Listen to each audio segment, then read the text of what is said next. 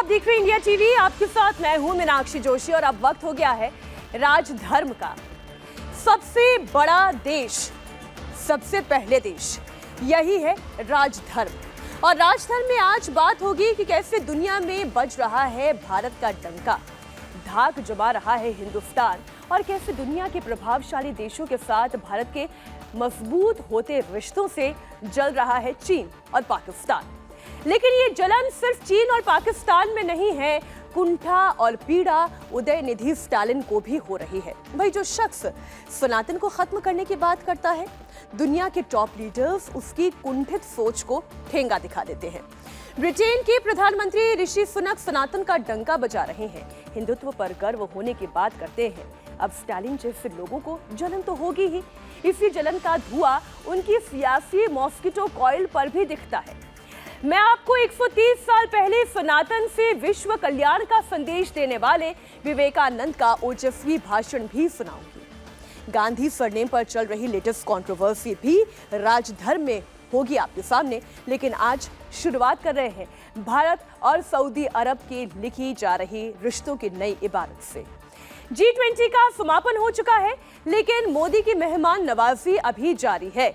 मोदी के special guest हैं सबसे ताकतवर मुस्लिम देश सऊदी अरब के क्राउन प्रिंस मोहम्मद बिन सलमान। प्रधानमंत्री नरेंद्र मोदी और सऊदी अरब के क्राउन प्रिंस मोहम्मद बिन सलमान के बीच आज बेहद सकारात्मक माहौल में बातचीत हुई। इस मीटिंग से पाकिस्तान बेहाल है और चीन बेचैन। पाकिस्तान से लेकर चीन की बेचैनी मैं आगे आपको बताऊंगी, लेकिन उससे पहले मैं आपको बताती हूं कि इस बायलैटरल मीटिंग में मोदी ने क्या कहा और सऊदी प्रिंस ने क्या जवाब दिया।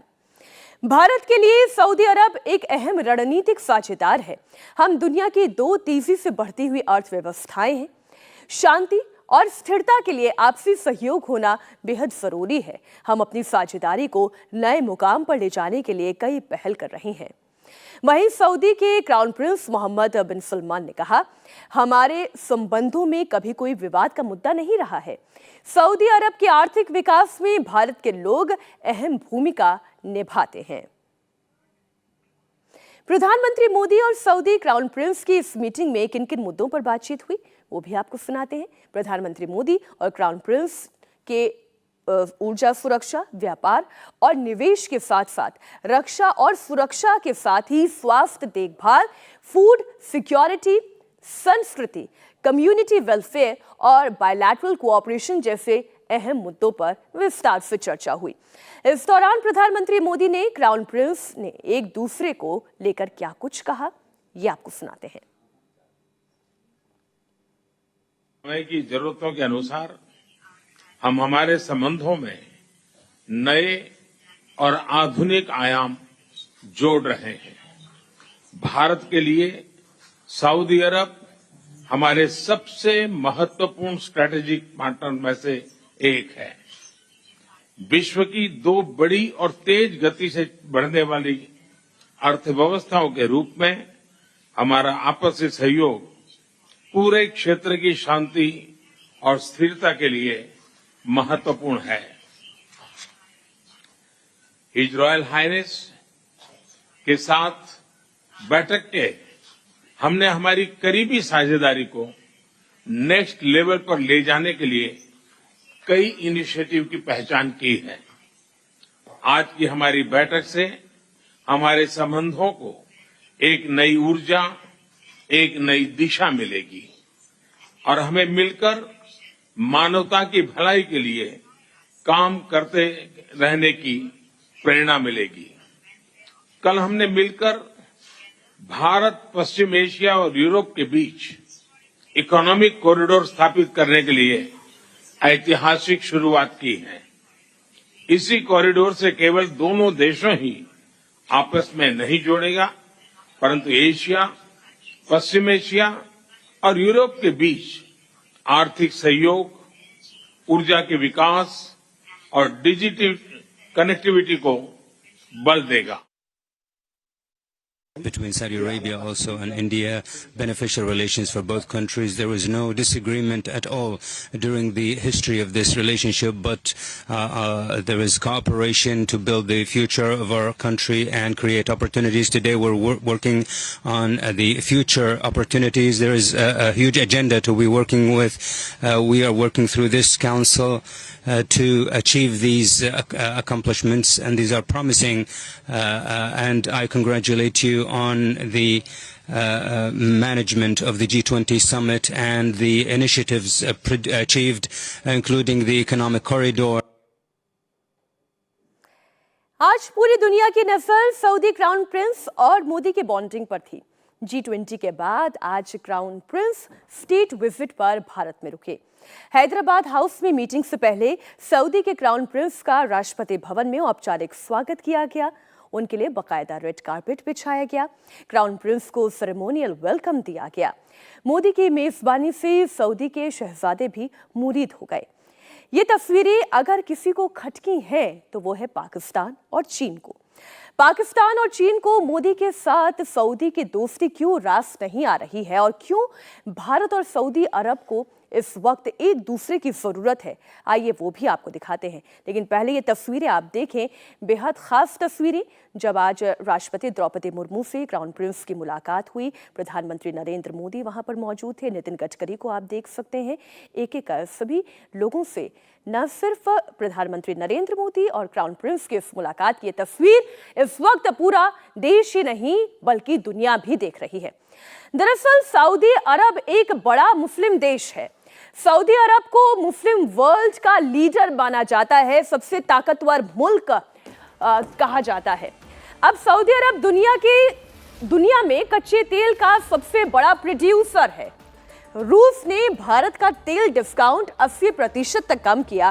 प्रतिबंधों की वजह से रूस को चीन की करेंसी में पेमेंट किया जा रहा है। तो रूस का अगर हम डिस्काउंट की बात करें जो $30 पर बैरल से घटकर $4 रह गया है, वहीं पश्चिमी देशों के प्रतिबंध की वजह से तेल के बदले में भारत को चीन की करेंसी में पेमेंट करना पड़ रहा है। और इसी वजह से भारत ने अपने ऑयल इंपोर्ट को फिर से अरब देशों पर फोकस किया है।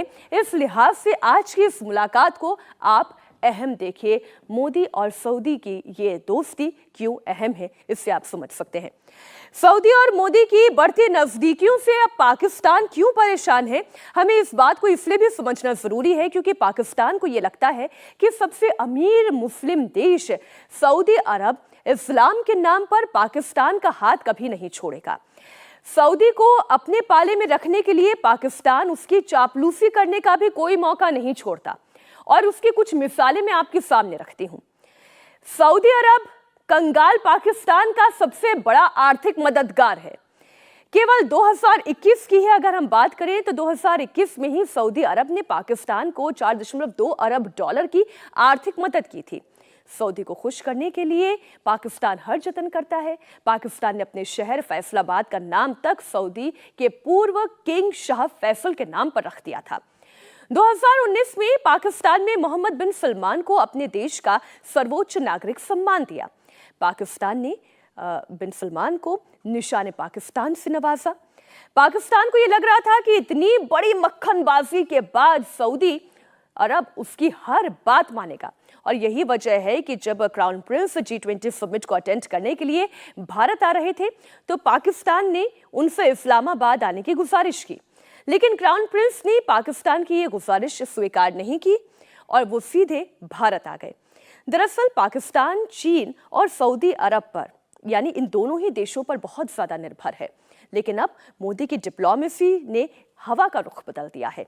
सबसे शक्तिशाली मुस्लिम देश सऊदी अरब पाकिस्तान से दूर जा रहा है और भारत के साथ उसकी नजदीकियां बढ़ रही हैं और ये बात पाकिस्तान भी मान रहा है। सऊदी अरब और भारत की बढ़ी हुई बॉन्डिंग पर पाकिस्तानी खुद क्या कह रहे हैं, उन्हीं की जुबानी सुनिए। एक बड़ी बात इसके अंदर ये हुई पाकिस्तान के लिए कि कहा यह जा रहा था, हमने भी आपको ये बताया था कि MBS यानी कि मोहम्मद बिन सलमान जब इंडिया की G20 समिट के लिए शरीक होने के लिए आएंगे तो वो पहले पाकिस्तान पहुंचेंगे, यहाँ पर चंद घंटे गुजारेंगे, यानी पाकिस्तान में कुछ घंटे गुजारेंगे और उसके बाद वो इंडिया जाएंगे। अच्छा, इससे पहले ऐसा ही हुआ था क्योंकि 2019 में जब वो इंडिया के लिए आए थे तो वो पाकिस्तान भी आए थे, लेकिन इस मरतबा ऐसा नहीं हुआ और इसको इस तरीके से लिया जा रहा है। मैं देख रही थी कि इंडियन मीडिया में ऐसे इसको पब्लिश किया गया है कि जो सऊदी अरेबिया है और MBS हैं उन्होंने पाकिस्तान को डिच कर दिया, उन्होंने पाकिस्तान को ठंड माहौल करा दिया, यानी पाकिस्तान को लाल बत्ती दिखा दी है कि नहीं, आपकी तरफ आने का मेरे पास टाइम नहीं है, और वो उधर चले गए हैं। क्योंकि पाकिस्तान में यहाँ तक बात की जा रही थी, मतलब हम प्लान्स तो बहुत बड़े बड़े हम ख्वाब देखना शुरू कर देते हैं। वो कहते हैं ना शेख चिल्ली, वो जो एक कैरेक्टर है, हम उससे भी बड़े शेख चिल्ली बन चुके हैं। यहाँ तक हमने बता दिया और ऐसी डिटेल्स भी आना शुरू हो गई कि इतनी बड़ी इन्वेस्टमेंट है जो कि पाकिस्तान आ रही है और MBS आकर इतने $1 बिलियन का यहाँ पर ऐलान करेंगे और कहेंगे कि जनाब ये मैं आपके लिए लाया हूँ और पहले मैं आपको ये दूंगा और उसके बाद मैं इंडिया जाऊँगा। तो ज़रा ऐसा कुछ नहीं हुआ। प्लीज़ होश के नाखून ले लें और जाग जाएं, अब हकीकत की दुनिया में आप आ जाएं। तो हमने पाकिस्तान को शेख चिल्ली नहीं कहा, वहीं के पत्रकार पाकिस्तान को, वहां के हुक्मरानों को शेख चिल्ली कह रहे हैं। बहरहाल भारत में ये जो G20 समिट हुआ है वो कई मायनों में ऐतिहासिक रहा है। खासतौर से मुस्लिम देशों के साथ मोदी की शानदार केमिस्ट्री की चर्चा इस वक्त पूरी दुनिया में हो रही है।